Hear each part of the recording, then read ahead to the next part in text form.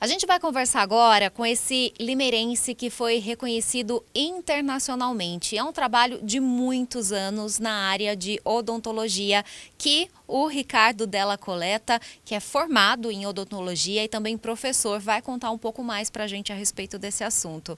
Ricardo, obrigada, viu, pela conversa com a educadora. Parabéns também, viu, pelo trabalho desenvolvido, pelo recebimento desse título, mas acima de tudo, eu queria que você contasse um pouco da sua história, né? O início lá atrás, né, cursando a faculdade de odontologia e esse fim que te levou a receber esse prêmio, enfim, resultado de muito estudo. Então, eu queria que você começasse contando com relação à profissão, à área que você escolheu. Sem dúvida, foi uma jornada que jamais poderia imaginar que chegaria nesse estágio, com esse prêmio que você acabou de mencionar. Muito tempo atrás, né? Nem vou contar o tempo, porque acho que não vale a pena aqui. Um jovem limeirense tinha a ideia, tinha o sonho de se tornar um dentista. Acho que todos sabem o quão difícil é, né? Sem a ajuda da família e uma dedicação, as coisas se tornam quase impossíveis. Então, ingressei no curso de odontologia. Acho que, como qualquer jovem que sonha em fazer odontologia, queria ser um clínico, mas durante a minha graduação eu fui descobrindo que a odontologia podia ser alguma coisa diferente, além do atendimento clínico assistencialista. E já na graduação eu iniciei os meus trabalhos de pesquisa, né? Trabalhando nessa área que eu trabalho até hoje, né? E esse encantamento, né, lá atrás, durante o curso, foi ganhando dimensões, foi se transformando num curso de mestrado, de doutorado, em estágios de pós-doutoramento, até alcançar, né, os dias de hoje, onde eu tenho me dedicado quase que exclusivamente ao ensino da odontologia, aqui na Faculdade de Piracicaba, né, na Faculdade de Odontologia de Piracicaba da Unicamp, e também a pesquisa, particularmente a pesquisa sobre câncer oral, né, que foi o motivo aí dessa premiação que você mencionou. Aliás, falando dessa sua escolha, né, de se aprofundar com relação a isso, câncer de boca ou outros tipos de doença de boca, por que os caminhos acabaram te levando a isso? São muitos estudos que a gente sabe que debatem isso, mas ao meu ver eu sou um pouco leiga no assunto, mas a impressão que eu tenho é que é um tipo de câncer, por exemplo, ainda pouco discutido, as pessoas não compreendem muito bem, não se atentam aos sinais. Foi isso que te motivou a estudar e até mesmo divulgar um pouco mais essa questão? A paixão foi por doenças de boca, como você mencionou, e dentro desse universo que é bastante vasto, né, e talvez não tão conhecido, né, como outras áreas da odontologia, né, hoje em dia, a odontologia estética ganhando muito espaço, mas uma área específica da odontologia que não são muitos os dedicados, né, talvez por uma série de fatores, e dentro desse universo que nós temos das doenças que acometem a cavidade oral, nós temos o câncer bucal como sendo uma doença bastante prevalente, não só no Brasil, mas como em todo o mundo, né? Só de um exemplo clássico, ela é a sexta doença mais comum que afeta os homens no Brasil, né? No que se diz respeito aos cânceres, é o sexto câncer mais comum que afeta os homens, entre o décimo primeiro, talvez 12º, variando um pouquinho entre as mulheres. Então, são doenças prevalentes, é uma doença bastante prevalente, né, tanto no homem quanto na mulher, embora exista uma certa diferença. É uma doença que tem um curso clínico, na maioria das vezes, muito sombrio, muito ruim, né, por uma série de fatores, o que inclui, entre eles, o diagnóstico tardio dos pacientes, né. Então, é uma doença que, além de ser prevalente, gera um prognóstico, né, uma taxa de ou mortalidade ou consequências, efeitos colaterais que a pessoa pode carregar por toda a vida. Então, esse conjunto de fatores, além do interesse de tentar fazer com que a gente mude esse cenário, né, fez com que, né, serviu como estímulo para que eu pudesse, lá atrás, né, iniciar esses trabalhos, na busca por características, o que nós chamamos de marcadores, que possam ser mais preditivos para indicar tumores que tenham um comportamento mais agressivo e que possam ser beneficiados por um tratamento mais agressivo, ou aqueles tumores que talvez sejam mais indolentes e talvez um tratamento mais conservador, preservando função, esse desejo, né, de tentar mudar, né, sei que isso é uma coisa difícil, que a gente não consegue fazer sozinho, mas é aquele tijolinho que a gente vai colocando e vai tentando construir, né, o trabalhinho de formiga para tentar reverter esse cenário, que não é exclusivo do Brasil, só, né, é uma doença muito prevalente em todo o mundo.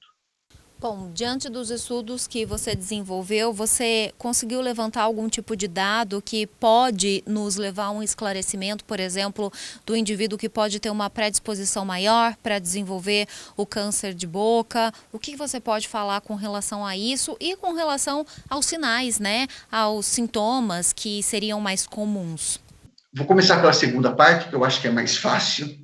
A primeira parte, infelizmente, talvez a gente não tenha uma resposta categórica. Bom, o câncer de boca, né, no seu aspecto mais clássico, ele é uma ferida, é o que a gente chama de úlcera, né, e uma ferida que não cicatriza.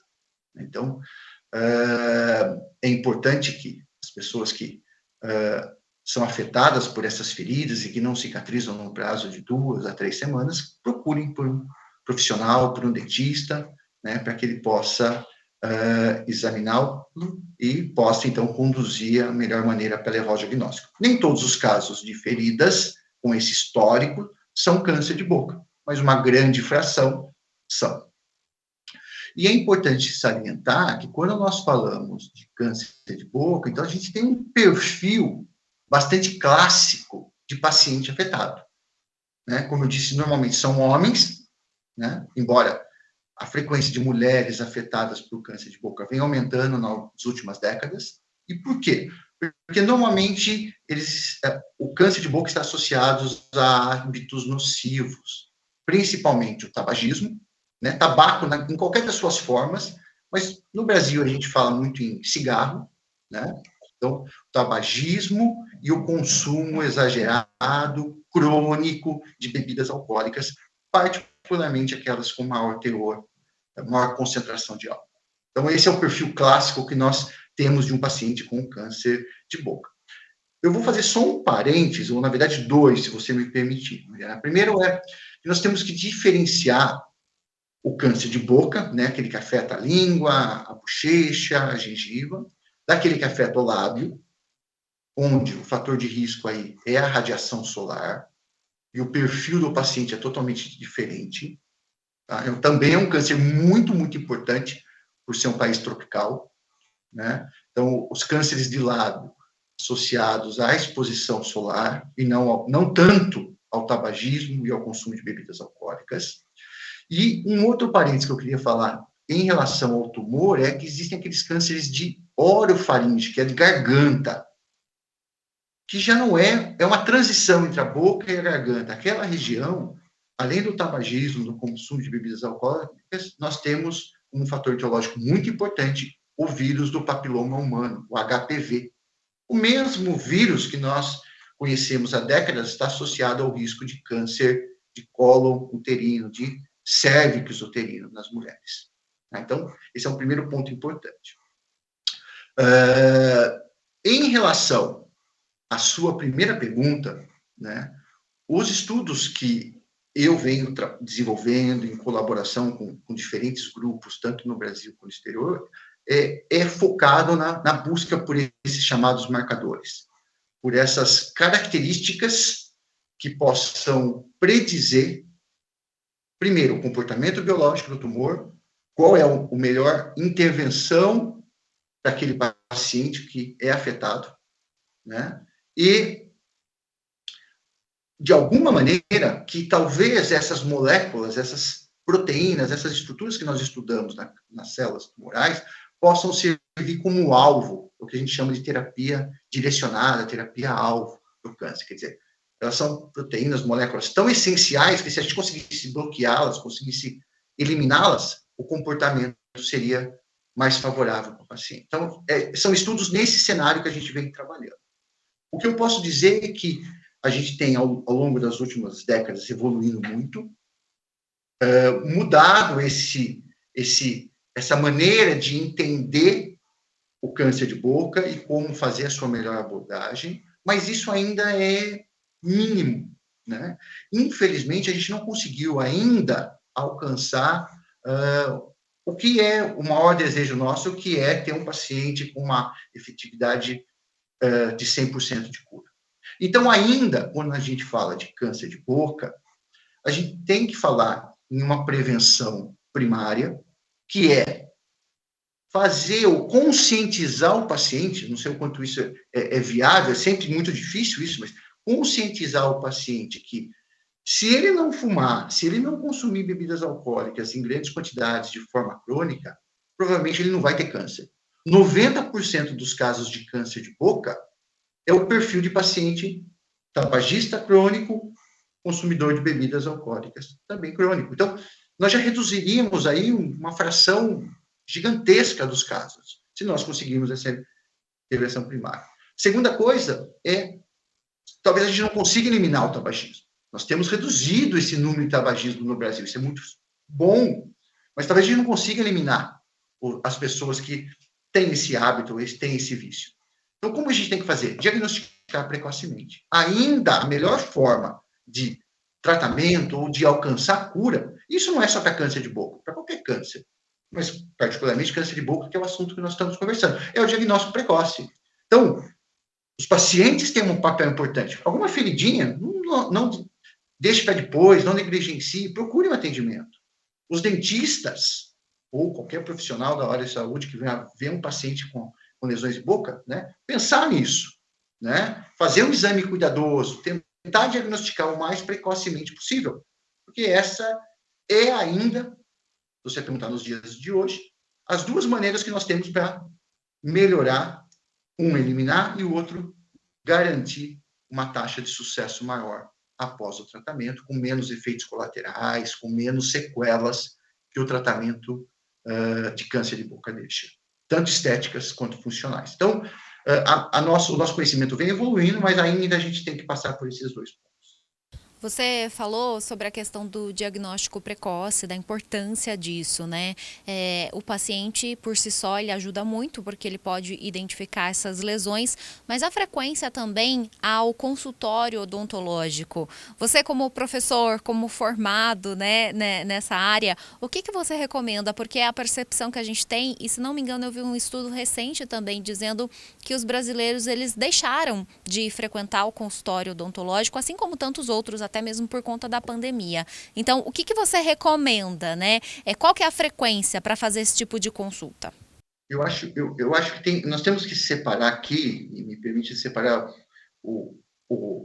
consulta odontológica, o tratamento convencional, a cárie, a avaliação periodontal, né, da gengiva, e que, consequentemente, né, vem atrelada a um exame clínico bucal cuidadoso e talvez o diagnóstico precoce. Então, não é recomendado, né, o exame preventivo para câncer de boca, a não ser que em alguns grupos muito específicos, que talvez não seja o motivo aqui da gente discutir.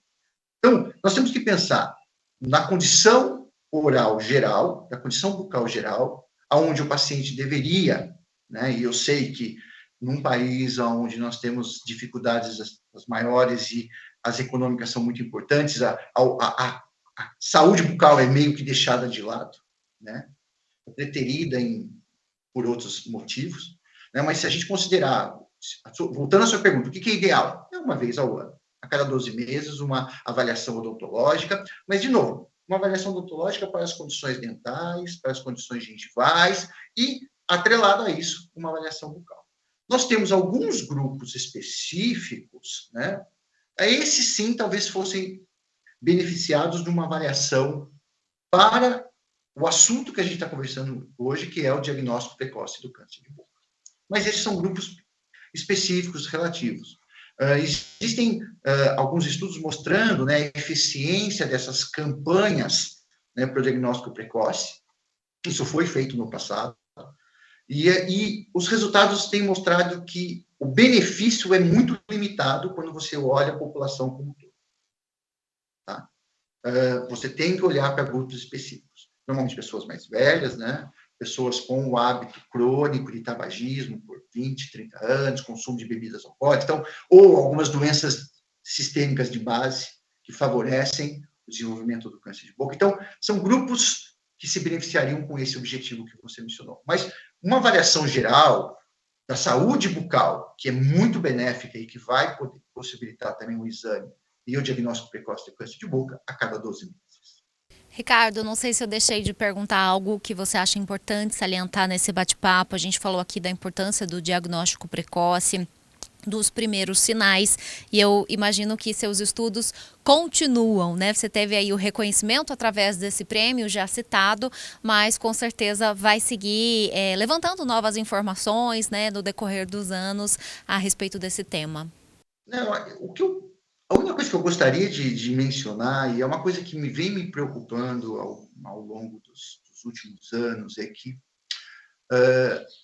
embora nós tenhamos observado um declínio no tabagismo clássico, no cigarro, nós temos observado um aumento naqueles chamados cigarros eletrônicos.